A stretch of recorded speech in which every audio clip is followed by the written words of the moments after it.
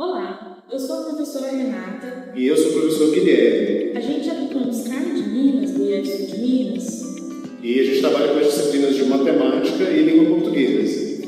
E nós fizemos um projeto de extensão no ano de 2024. Foi submetido ao edital 2 de 2024 aqui do campus. E o projeto tinha como título Preparatório para o Vestibular do Ensino Técnico Integrado, promovendo oportunidades para estudantes de escolas públicas de Carmo de Minas. Esse projeto foi aprovado com recurso, nós tivemos 2 bolsistas. A princípio, a ideia inicial do projeto era fazer um preparatório realmente para os alunos aqui na cidade de Carmo de Minas.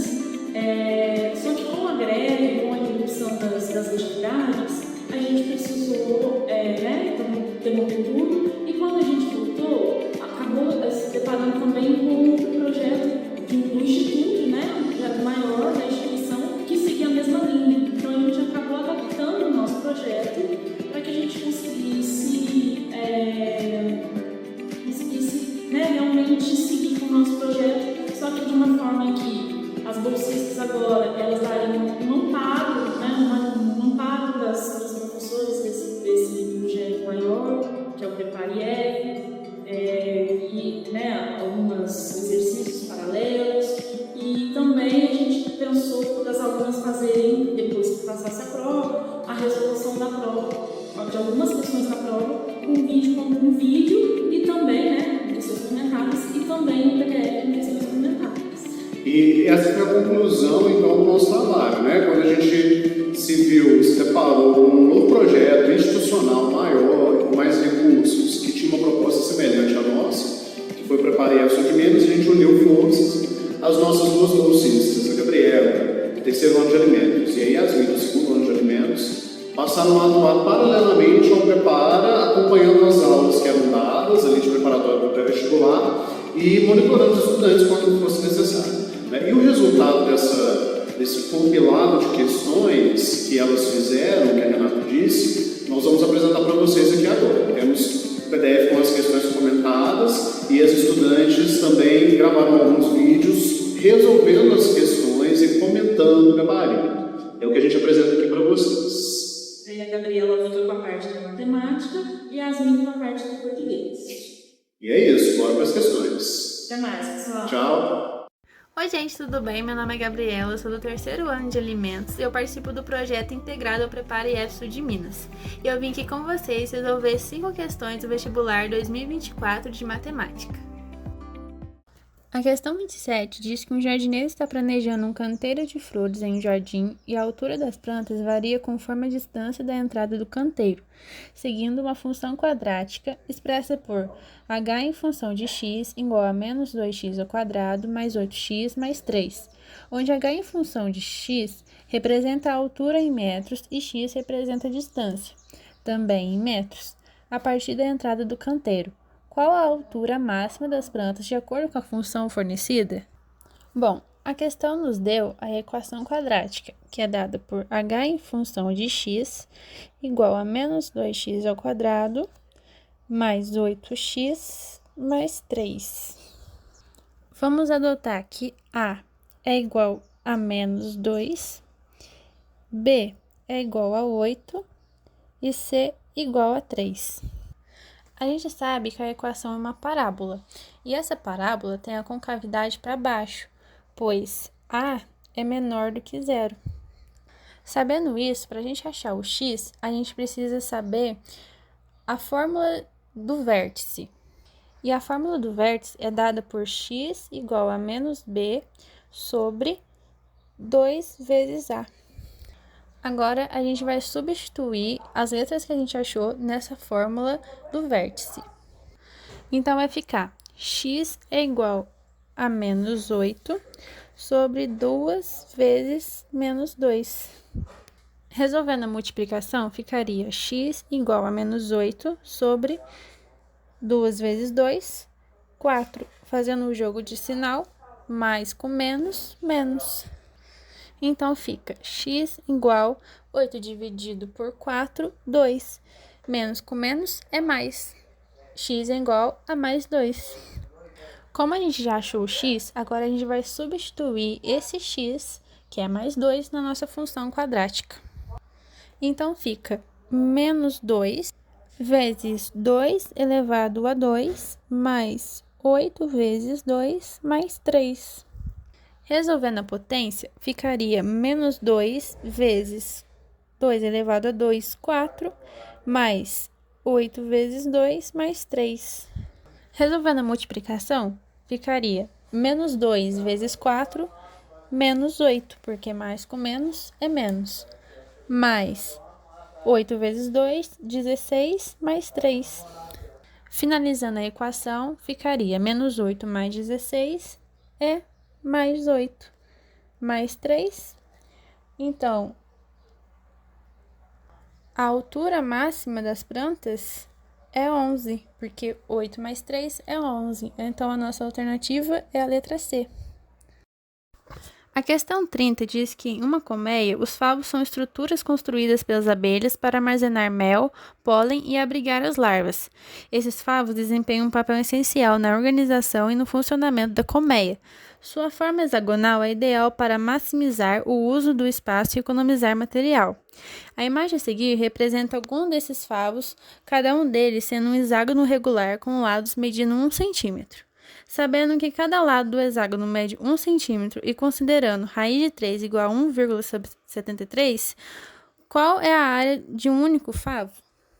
Para a gente resolver essa questão, a gente precisa saber a fórmula da área de um hexágono regular. A área desse hexágono é dada por área igual a 3 raiz de 3 sobre 2s ao quadrado. O s é o lado do hexágono, que então no caso da questão é 1 centímetro.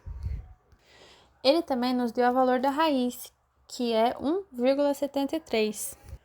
Agora que a gente sabe a fórmula, a gente só precisa substituir. Então, fica a área é igual a 3 vezes 1,73 sobre 2 vezes 1 ao quadrado.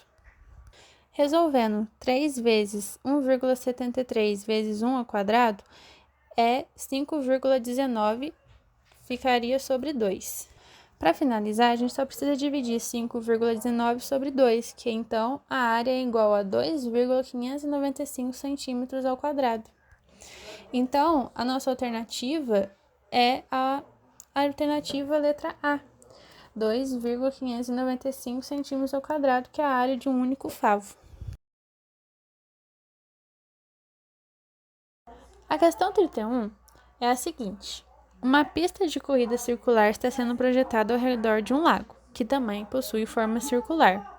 O lago tem um raio de 20 metros e a pista será construída com uma largura constante de 5 metros ao redor de toda a margem do lago, conforme ilustrado na figura a seguir. Com base nessas informações, qual será a área total ocupada apenas pela pista de corrida? Como essa questão é muito complexa, a gente vai explicar em partes. O primeiro passo, a gente tem que entender que a gente tem um lago circular com um raio de 20 metros e uma pista ao redor do lago com a largura de 5 metros. O nosso objetivo é calcular a área da pista de corrida, que é a diferença entre a área do círculo maior, que é do lago, mais a pista, menos a área do círculo menor, que é apenas o lago. Para o passo 2, a gente precisa saber a fórmula da área do círculo, que é dada por a área é igual a πr ao quadrado. O R é o raio do círculo. Agora a gente vai calcular a área do círculo maior, que é o lago mais a pista. O raio do círculo maior é 20 mais 5, que é igual a 25 metros.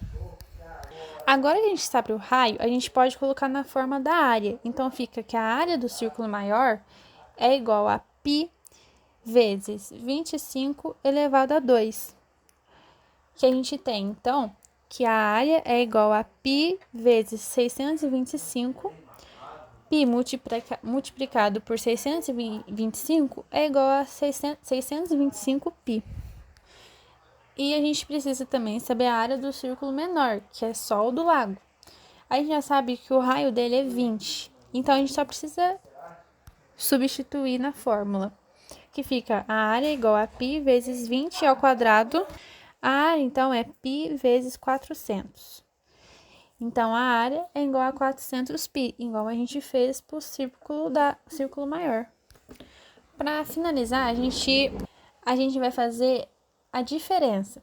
Como eu disse lá no primeiro passo, a gente vai fazer a área da pista é igual à área do círculo maior menos a área do círculo menor. Como a gente já descobriu os dois, a gente vai fazer que a pista é igual a 625π menos 400π. Então, a área da pista é igual a 225π metros ao quadrado. Na nossa alternativa é a alternativa letra D. E assim a gente finaliza a questão, sabendo a área total ocupada apenas pela pista de corrida.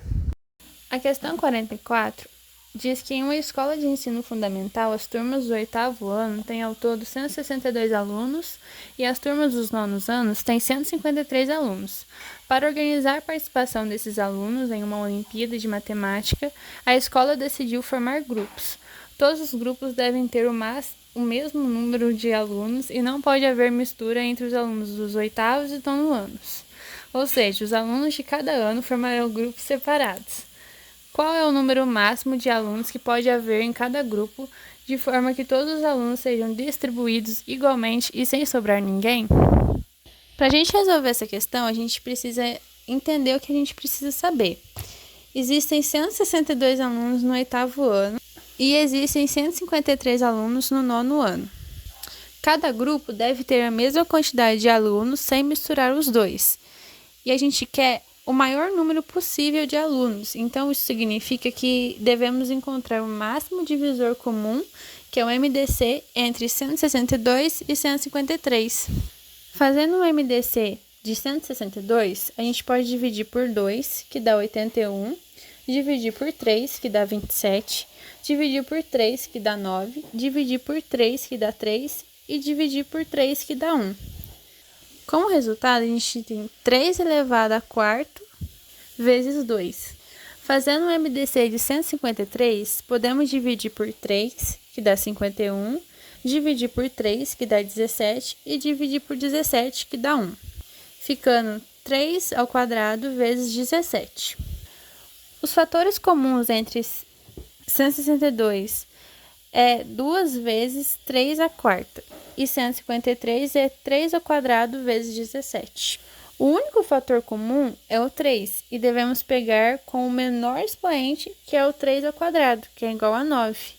Então, isso a gente pode marcar a alternativa B, que é igual a 9. Então, o número máximo de alunos que a gente pode formar em cada grupo é de 9 alunos, sem misturar as duas turmas.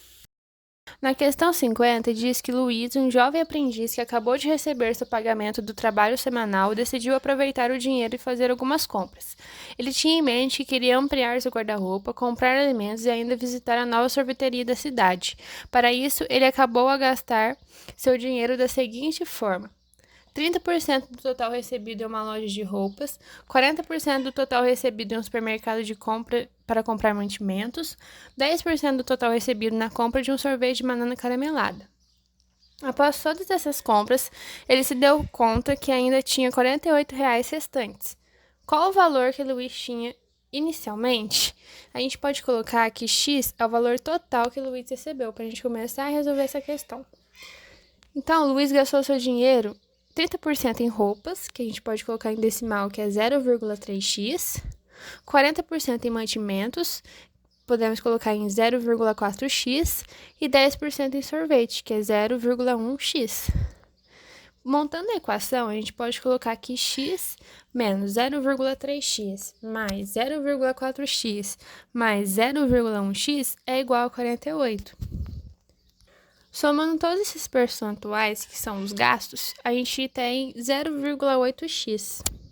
X, que é o valor total que o Luiz gastou, é 100%. 0,8 em porcentagem é 80%. Então, 100 menos 80% é igual a 0,2, que equivale a 20%.